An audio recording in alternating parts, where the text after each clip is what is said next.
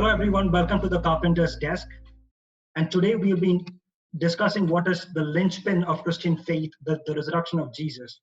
And joining with me today is a very important guest, Dr. Michael R. Licona. And he's a very familiar name when it comes to historical Jesus studies. Michael Licona is an American historian and New Testament scholar. He is the associate professor in theology at Houston Baptist University and the director of Risen Jesus INC. He specializes in the literary analysis of Gospels and Greco-Roman biographies. Licona is a leading figure in historical Jesus studies and has participated in public debates on the historicity of Jesus' bodily resurrection. He has authored or co-authored about 7 books on such topics, notably The Case for the Resurrection of Jesus with prominent scholar and historian Dr. Gary Habermas, and The Resurrection of Jesus, a New Historiographical Approach.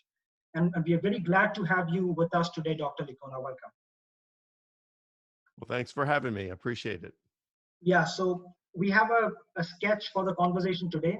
And, while you can find tons of resources of Michael Licona online, I'll leave some links to some of his debates with scholars in university campuses. He's actually, if I'm not wrong, Dr. Licona, you've lectured in over 100 university campuses. Yeah, it's just great to be with you today. And I enjoy speaking on, it's been 30, I don't know how many university campuses I've been on. I've had 33 debates though, most of them on university campuses. Yeah, so you can find that online on YouTube, and I'll leave some links in the description below. You can check them out. But today, Dr. Licona will not just be addressing those questions that he regularly addresses in the Western College campus, but he will also be addressing some Eastern specific questions on the historicity of the resurrection and the historical Jesus studies in general. And we can kickstart this, Dr. Licona, with this particular question is inherently a question of miracles, right? And miracles are actually claimed by almost every major world religion. But it has been, but the resurrection of Jesus has been and still is heavily subjected to academic scrutiny. So as a historian, what do you think explains the academic curiosity around this particular miracle, the resurrection of Christ? Well, Jesus made some really radical claims while he was here. He claimed to be God's uniquely divine son. He claimed that God had chosen him to usher in his kingdom. And he was making claims that salvation could be found only through him. So when you make these kinds of claims, of course, people are going to ask for proof, some evidence. And Jesus said he'd give one proof, and that is his resurrection. So if Jesus rose from the dead, then we could know that Christianity is true, to the exclusion of other religions. But if Jesus did not rise from the dead, then that would mean that he was a false prophet, a failed Messiah, and we can reject Christianity as God's revelation of himself. So that's what makes it the resurrection event so important. And a lot has been written on the resurrection. You mentioned Gary Habermas a few moments ago. He is writing his magnum opus on the resurrection right now. I mean, there's no greater authority in the world on the resurrection than Gary Habermas. And he said that I think about 4,300 academic sources, journal articles, and books have been written on the resurrection of Jesus since 1975. 4,300 that he's found. That's quite a lot. And Dale Allison, who's a prominent New Testament scholar who teaches at Princeton, says that the overwhelming majority of scholars, and Habermas would say this too, the overwhelming majority of scholars do agree that the disciples had experiences they were convinced were appearances of the risen Jesus. So what led them to this belief that Jesus had risen and appeared to them? And Dale Allison answers that the answer to that question is the prize puzzle of New Testament research. So it's a major issue. The curiosity is certainly an understatement there when it comes to New Testament scholars and philosophers. Right, and one thing that gets me thinking as well when I look at the other religions of the world, I don't see there's a default hypothesis that can be subjected to academic scrutiny, right? I mean, let's say, for example, in Islam, what Islam actually bases its entire faith on the belief that Muhammad had an angelic vision, or that for example in Hinduism there are some texts where, for example Valmiki, or the man who wrote Ramayana, he had a vision. So these things are not something that can be subjected to academic dialogue, and they cannot be tested on academics in an academic setting. But that's where don't you think that Christianity actually stands apart in making such a default hypothesis that can be tested and verified? Sure. Visions, of course, I don't know how you would test them. I think there'd probably only be one test that comes to my mind immediately that you could give to a vision, and that would be, does the percipient of that vision um, obtain any accurate knowledge through the vision that that percipient could not have known otherwise? Okay. So if, let's say, um, let's say Muhammad, he has this revelation from an angel, the angel Gabriel, supposedly. So did Gabriel, in that experience, impart information to Muhammad he could not have otherwise known, and information that can be verified? All right. And I'd say no, none that I know of. I mean, of course, Muslims will claim that there are texts in the Quran, scientific or historical things that Muhammad could not have known. But most people would say that those are bogus claims, that things that are said to be scientific that are in the Quran turn out not to be. So, but that's the kind of thing I'm talking about. If let's say back in that day, in the 7th century, Muhammad received an accurate information, something about science that was revealed to him and in the Quran that they could not have known back then, but turns out to be correct. Well, that would seem to be something that would verify a vision. But we just don't have that in these alleged religious visions in Islam. So when it comes to the resurrection of Jesus, we can verify that historically. There is sufficient historical evidence to verify that Jesus died and rose from the dead. Yeah, so could you just, I mean, so that is an event we claim that happened in history, right? So could you just explain the historical method that we would follow to ascertain whether the historicity of any event for that matter? Sure. Well, the first thing we want to do is we want to survey the potential sources that we would be looking at. So um, let's go back to one that is commonly discussed, and that would be Julius Caesar's crossing the Rubicon, right?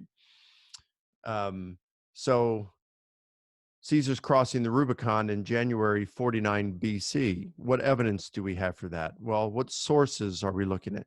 We wouldn't look for something in the 15th century, of course. That's just too late.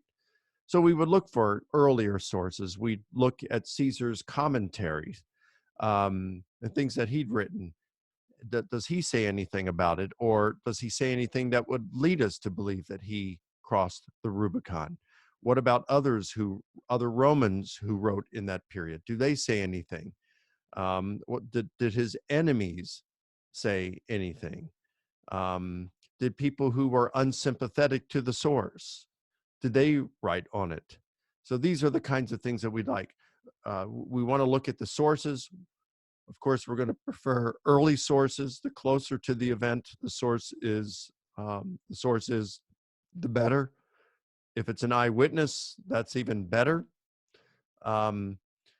Unsympathetic, or an enemy, that's really good. Do we have multiple independent sources? That's one of the very finest that we can have. These are the kind of things we're going to look at. So through this, we come up with a number of facts, things that are virtually undisputed because the evidence is so strong. And then we are going to formulate hypotheses.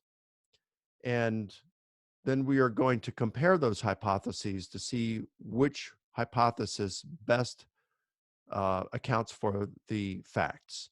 and the one that does is regarded as what probably occurred. That's how historical method works. Thanks, Dr. Licona. So basically, if there's an event, there would be multiple hypotheses or explanations that would be trying to explain the data, and that which fits the data well or explains the data the best, that is, that can be the accepted hypothesis, right? I mean, I've actually read your works as well on the subject and how you use the inference to the best explanation and come to a conclude that the resurrection hypothesis is that which fits the data well. Now, but on the other side, you have secular scholars, atheist scholars who have actually presented their hypotheses as well. Multiple hypotheses have been presented. Can you just, briefly describe them and why they do not actually explain the data well? Well, the most popular alternative to the resurrection of Jesus that's given by scholars is hallucinations, that the disciples experience hallucinations. Now, sometimes these are called visions, sometimes these are called altered states of consciousness, but in essence, they are hallucinations. What the scholar, the critic is saying is that the disciples had some sort of a mental experience. Nothing really occurred in reality. It all occurred in the head of the brain of the individual. So yeah. And at first you'd think, well, that sounds reasonable. After all, these disciples had followed Jesus and then he was suddenly and brutally executed. And now they're in fear for their lives. So these are the kinds of emotional states you would think, grief and fear. They're probably losing sleep. So fear, grief, sleep deprivation would seem to create a very probable environment for a hallucination. The problem is we know more about hallucinations today than we did 100 years ago. Hallucinations are false sensory perceptions. We believe we are perceiving something that's not actually there. So we think we're seeing something that's not there, or hearing something that's not there, smelling or tasting something that's not there, having a sense that something is touching us, but nothing is, or having a sense of motion. So many of us we've been awakened in the morning because we had a dream that we were falling and we woke up. Well, that's called a kinesthetic hallucination. Right. Or perhaps we had our mobile phones and we were going into a meeting, and so we put it on vibrate. Right. And we stuck it in our pocket. And in the middle of the meeting, we had this perception that it was vibrating, and we pulled it out, and no, it wasn't. That is called a tactile hallucination. Now, hallucinations typically occur in a single mode. So I might hear that cell phone vibrating, but I don't hear and feel it. Or if I'm experiencing a visual hallucination of something, I don't see and hear it. I only see it. So, but there are people like schizophrenics and people who are high on drugs or alcohol. A lot of times they will experience hallucinations in multiple modes where they see and hear something, feel and hear it at the same time.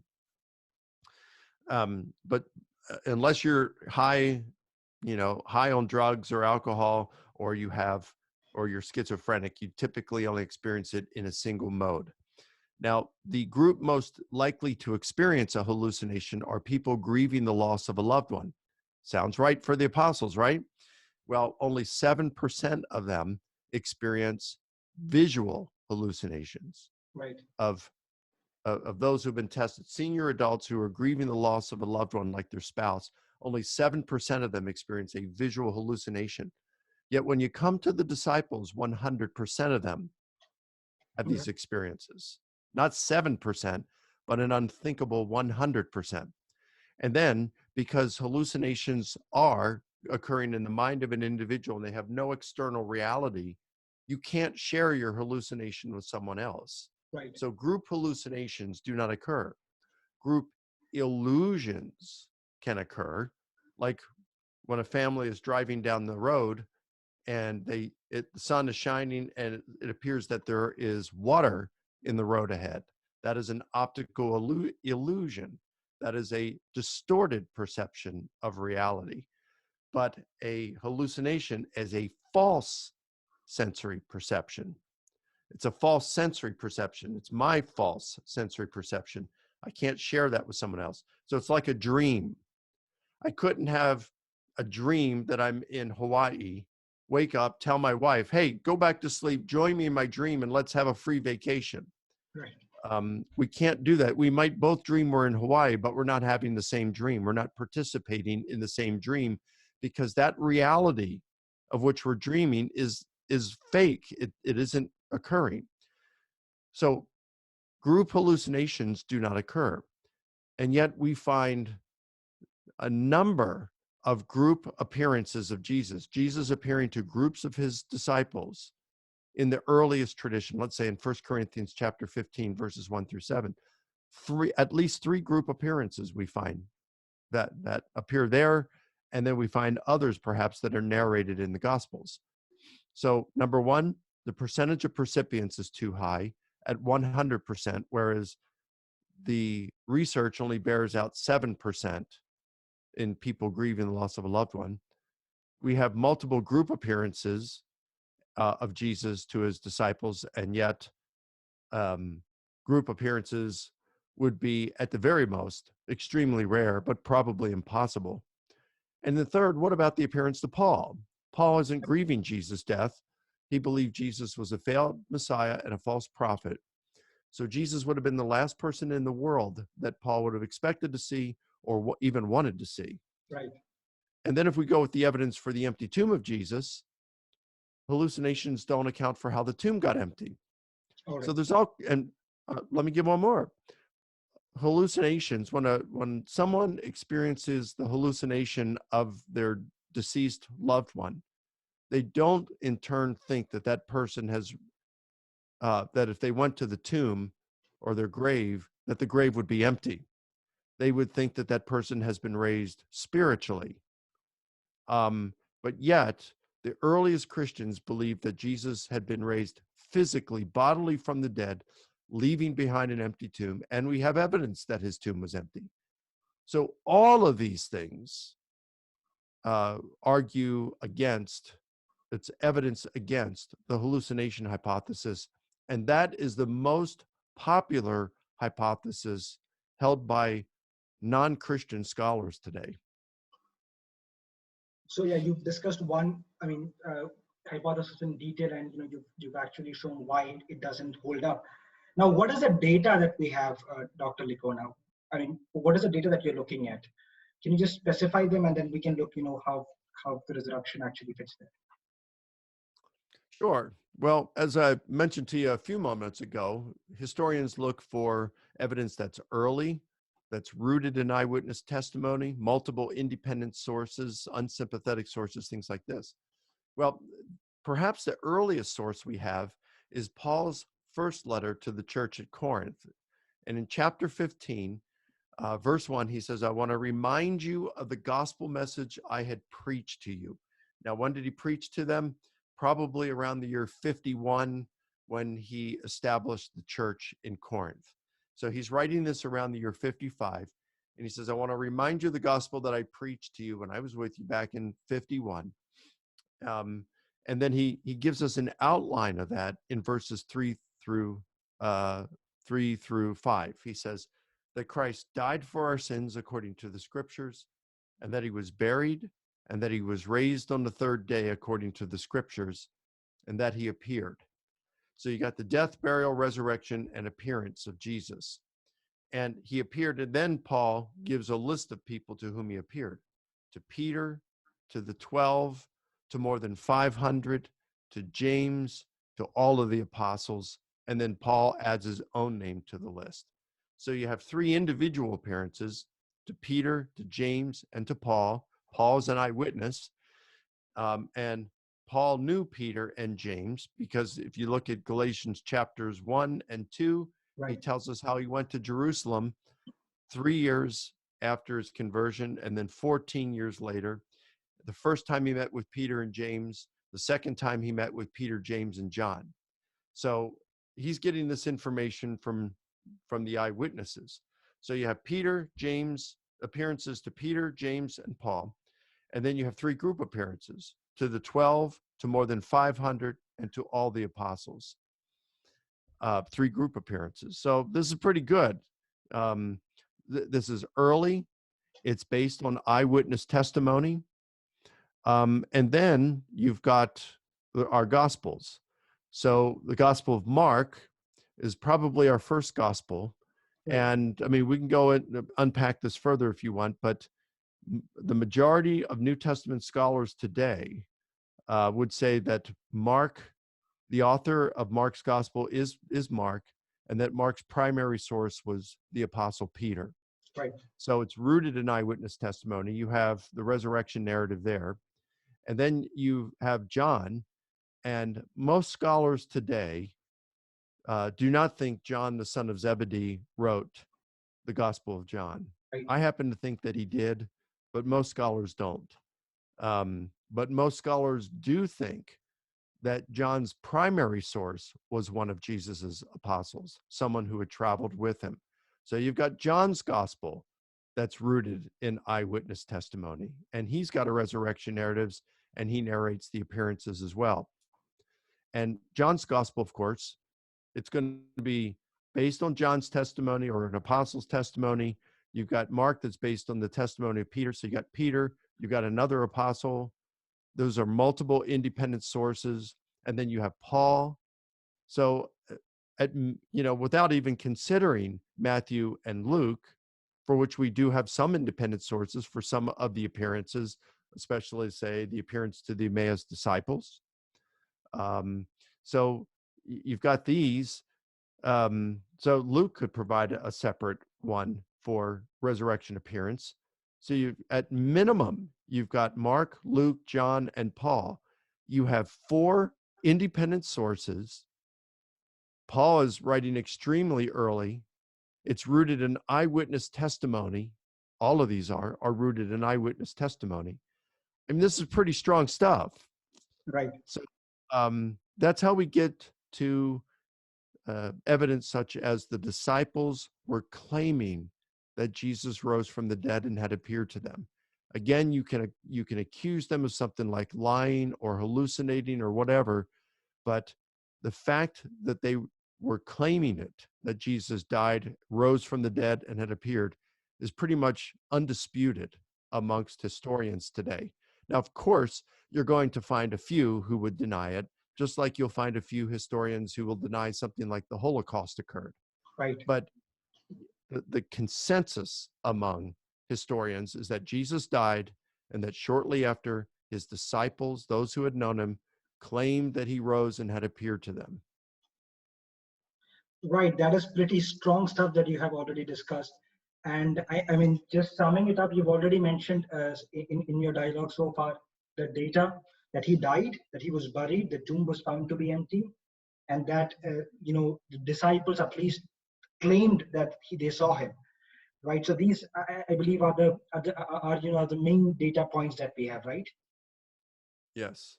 Right. And you also claim that it is attested by multiple sources as well in the first century itself. Right. Right. But so there are multiple attestations to these particular data points. But then how do you know that they were saying the truth? Are there any other criteria that we can use that they were not lying? Yeah. Well, you do have Paul, right? And so he's an unsympathetic, even a hostile source at the time of his conversion experience. So if all of a sudden he said that Jesus appeared to him and he becomes a Christian, that's big. That is a lot different than, let's say, someone who's been a Christian all along says that Jesus appeared to him. If an enemy, a sworn enemy of Christianity, says that Jesus appeared to him and he becomes a Christian, and he's not doing it out of self-interest. In fact, he's doing it to a point where he begins to endure great persecution and is even martyred as a Christian. Well, that shows that he really believes it. So we have multiple sources, like, for example, Luke, Tertullian, John, Dionysius of Corinth, Origen, Polycarp, Ignatius, and Clement of Rome. all of these mention how the disciples were willing to suffer and did suffer continuously for their gospel proclamation. And we know even from some of these sources that a few of the disciples, at least a few of them, died as martyrs, like Peter, James, the brother of Jesus, and Paul. We can be very confident, at least for those three, and then we can be fairly confident for some others, but very confident for Peter, James, and Paul. But we certainly know that all of the disciples of Jesus suffered terribly and continuously for their gospel proclamation. And this strongly suggests that they honestly believed what they were saying, because liars make poor martyrs. Right. You don't continue to suffer for something that you know is false. Right. And maybe one or two would, but not everyone. Right. Right. So basically, So I mean, you also mentioned the two names, James, the brother of Jesus, and Paul, who were first of all, not receptive of Christ's message early on, but that's they correct. convert. Right. I mean, I've always felt that that is a good piece of data out there, the conversion of Paul and James, and you have actually cited these things in your work as well. Yes. Yeah, the thing with James is very interesting. Well, I mean, with Paul, we've got Paul himself who tells us about how he was persecuted. We have Luke in the book of Acts who narrates it. When Right. it comes to James, we've got the embarrassing testimony of the Gospels, especially Mark and John, that James was not a believer during Jesus's lifetime. Certainly, that is something you would not invent. After, Mark is saying that pretty much Jesus is God with us, um, and John says the same thing in the first chapter of his gospel, and they're both claiming that he's deity. You're thinking, well, why wouldn't his brothers believe in him? And yet we find in Mark chapter 3 where it says that his brothers thought he was beside himself. They thought he was insane. And then you've got John chapter 7 that says not even his brothers believed in him. And then at Jesus' crucifixion, he entrusts his mother to the beloved disciple. Well, why not to James or any of Jesus' brothers? That would have been the normal thing to do. Well, because apparently none of his brothers at that point were believers. And so he felt it was more important to entrust the care of his mother to one of his own disciples. Right. So we've got all these reasons to think that James, none of Jesus' brothers were believers, even up to through the time of his crucifixion. And then afterward, we find Paul say, then he appeared to James. And then in Acts chapter 15, we find that James is the leader of the Jerusalem church. Right. And then in Josephus, Hegesippus, and Clement of Alexandria, they talk about the martyrdom of James, the brother of Jesus, because he wouldn't deny that his brother is the Messiah, is the Lord. So, wow, something drastic happened after Jesus' crucifixion, apparently, that convinced Jesus's brothers, and James in particular, that he was who he claimed to be. And it seems the best explanation for that is what we find in 1 Corinthians 15. Then he appeared to James. Right. What you have, I mean, you've already described the criteria of embarrassment here, where James and people like James and Paul are actually, because these things happen, they're reporting it, right? They have no other, if it was being invented, they wouldn't need to actually, if they were cooking up stories, they could have presented themselves in a better way, right? That's correct. Yep. So one important detail that we discussed is the empty tomb, one piece of data, right? But I mean, I'm sure that you're aware of the Jesus in India theory, the kind of India or Tibet, that Jesus traveled to the unknown years of Christ between 12 and 30 years of his age. He came to India, and then he came again after his death. They're actually clinging to the apparent death hypothesis and claiming that Jesus came to India and then he lived here. So that is the Jesus in India theory for our viewers. So this is quite popular among Eastern public particularly. And there's a shrine in Kashmir, the northern part of India, called Rosa Bal, which Ahmadiyya Muslims claim to be Jesus's tomb. So we say Yeah. that, well, the empty tomb is a brick of evidence for the resurrection. But then you have claims like this: well, there is a tomb of Christ in the east. How would you respond to this? Is there any bit of historicity to such claims? Yeah, no, I wouldn't believe those. In terms of the lost years of Jesus, you could say between the years 12 and 30, that this shouldn't at all surprise us that they aren't, nothing is reported in those years in the Gospels. The Gospels are ancient biographies. And when you look at the majority of ancient biographies and that were written in that era by people like Plutarch and Suetonius and some others, the objective of an ancient biography was so you could illuminate the character of the main subject. Who is this person? So typically what would happen in an ancient biography is you would talk about the person's ancestry. And then you would launch right into when that person's public career as a politician or a teacher or in the military, an officer in the military, when that began, the person's public career, when that began. You go from usually just their birth and shortly thereafter, boom, right into the launching of their public career as an adult. That's how most ancient biographies, not all of them, but how most of them, the large majority of them are. So it shouldn't surprise us at all that the Gospels do that with Jesus. And then we do find in antiquity, we find a few, false stories about Jesus that were invented about his childhood. Things like he was by a stream and he took clay and formed birds and breathed life into them. Right. Or, his dad, he was working with his dad who was a carpenter, and his dad cut a plank too short and it was upset. And so Jesus stretched the plank. These are just false writings, apocryphal stories. Right.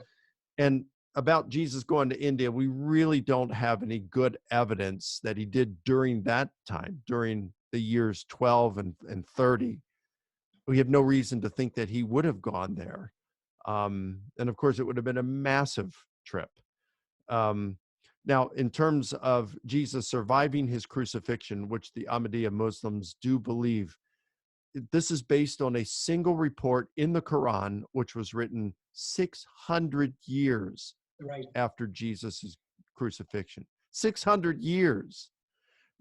Many Muslims complain that we can't trust the Gospels because they were written 30 to 65 years after the death of Jesus, and yet then the Muslims are fine with 600 years. So that's a problem. Second, there's really good evidence that Jesus died by crucifixion.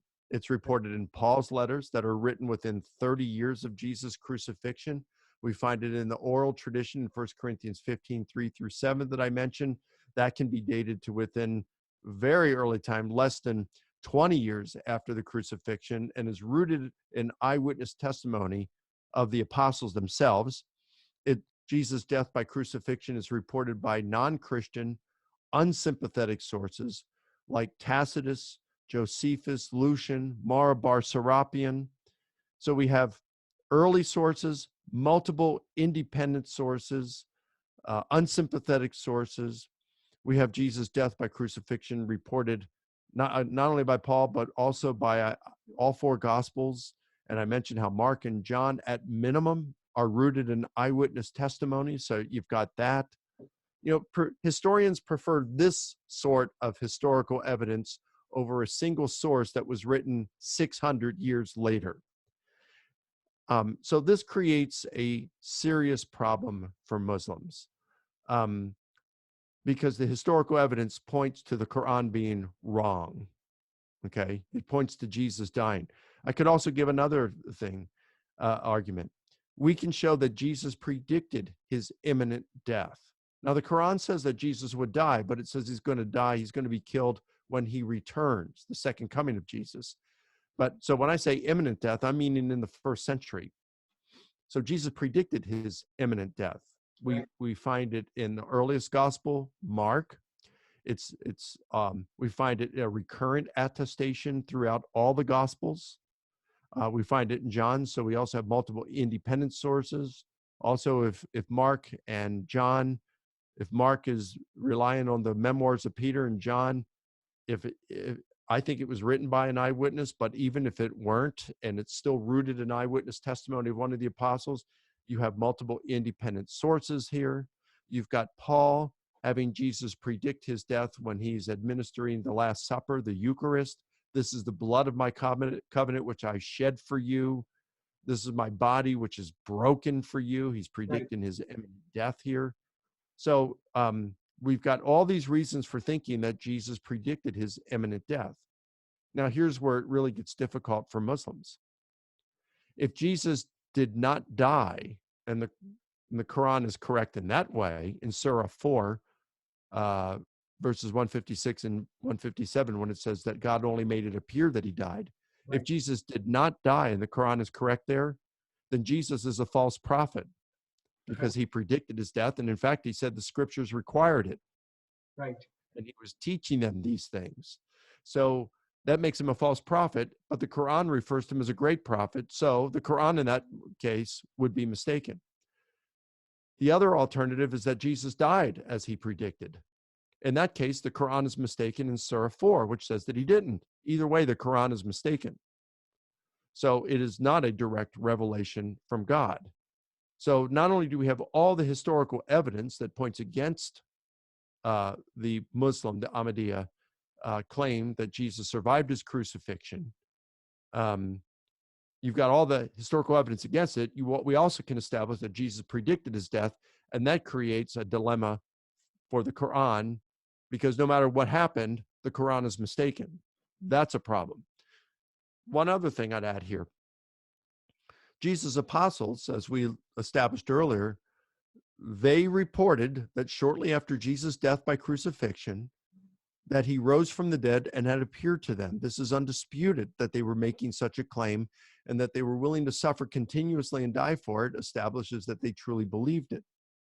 Now, we can understand why God would want to deceive the Jewish leadership or the Romans, the enemies of Jesus who were crucifying him, who wanted to rid the world of him. We can understand why God would deceive them and perhaps would make it appear that Jesus died, but rescued him instead. But why would he deceive his own Jesus followers, the disciples, whom the Quran refers to as Muslims? The Quran refers to Jesus' disciples as Muslims.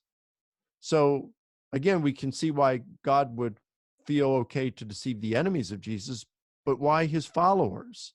And as a result, it establishes, they go out and proclaim the death and resurrection of Jesus as the foundation for Christianity, and it results in the largest religion in the world, larger and more powerful than Islam. That wouldn't seem to be very wise of God, right, to do that. And here's another thing.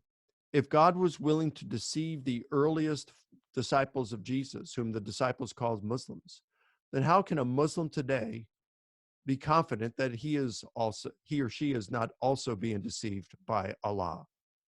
So there's all sorts of problems with the Ahmadiyya claim.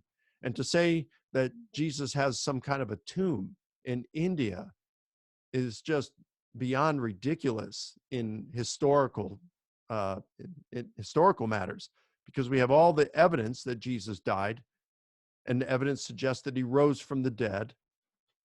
And the reports we have, then Paul says, last of all, he appeared to me. Last of all, right, not to someone in India, and not to someone here in the United States or North America, as the Mormons believe.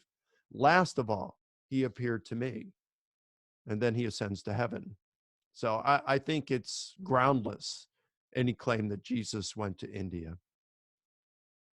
Yeah, so basically, as Indians, we would have loved Jesus coming to India, but there's no good historical data that points out that Jesus was here in India anytime. But then there are other parallels that Dr. Licona is being often drawn with Hindu mythologies and the history of Christ, right? For example, some skeptics like Percy Graves have tried to draw parallels between Christ and the Hindu god Krishna, claiming, first of all, there's Krishna and Christ.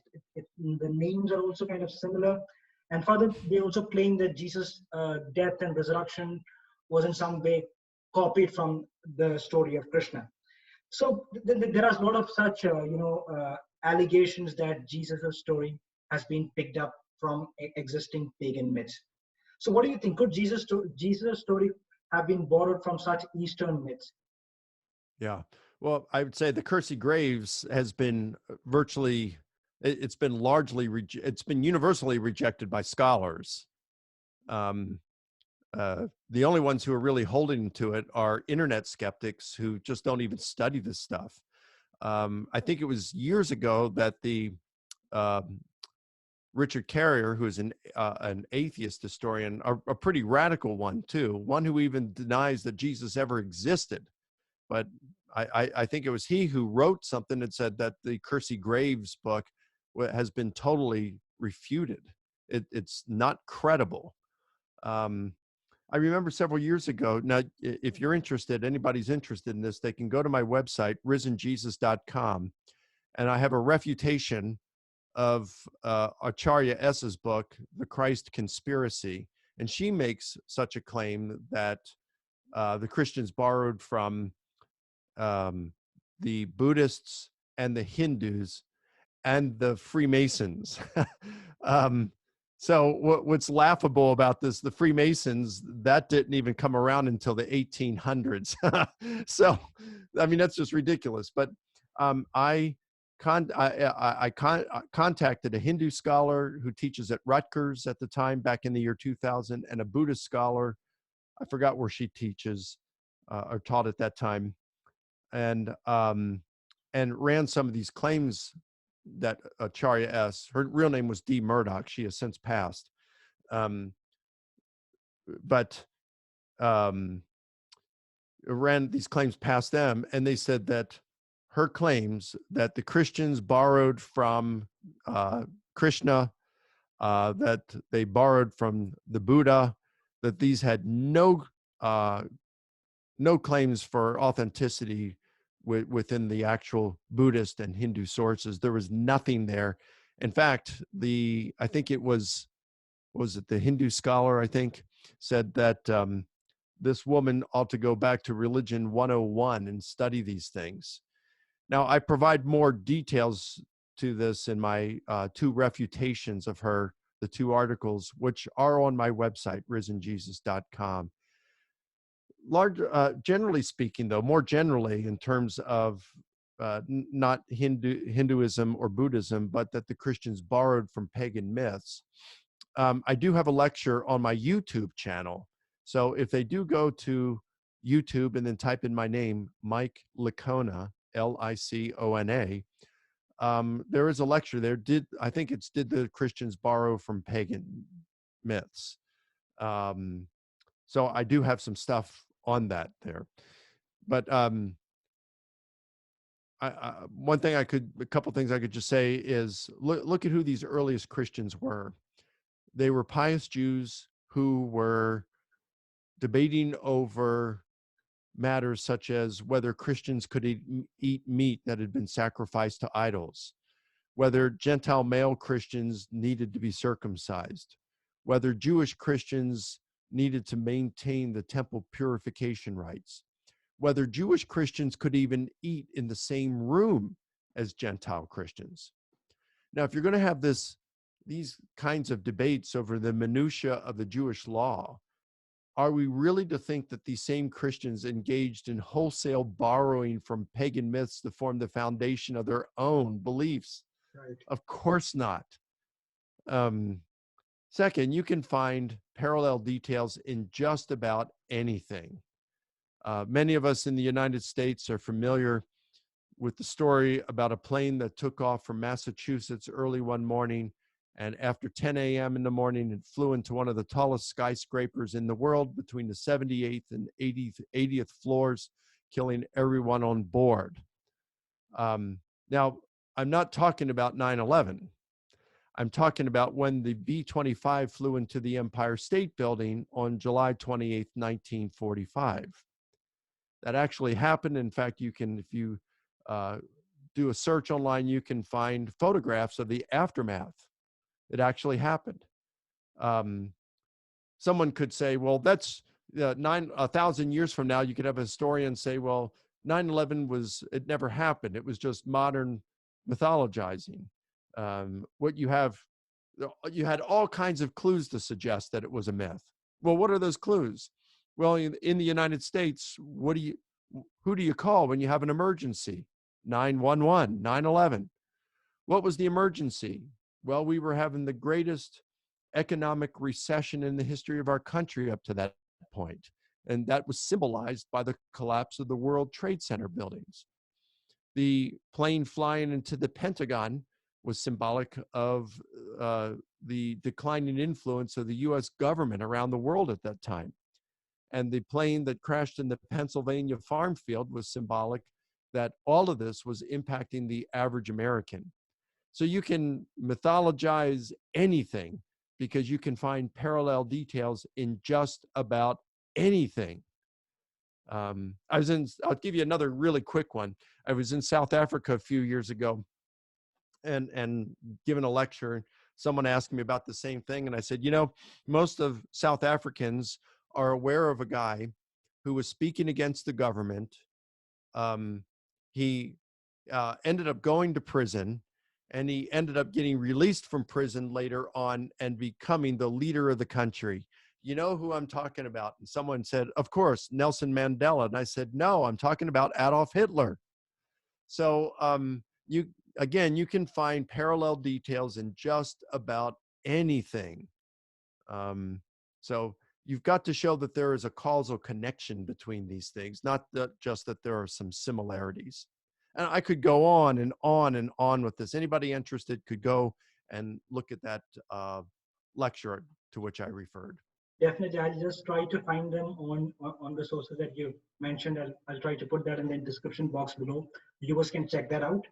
And well, I think if you see that if there's anything that existed before Christ, kind of narrated Christ's story, that was only the prophecies, right?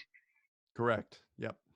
So one more, Dr. Licona, one more comparison that is often made is between the concepts of resurrection, which is in Christianity, versus the concept of reincarnation that you may be aware of in the Eastern religions.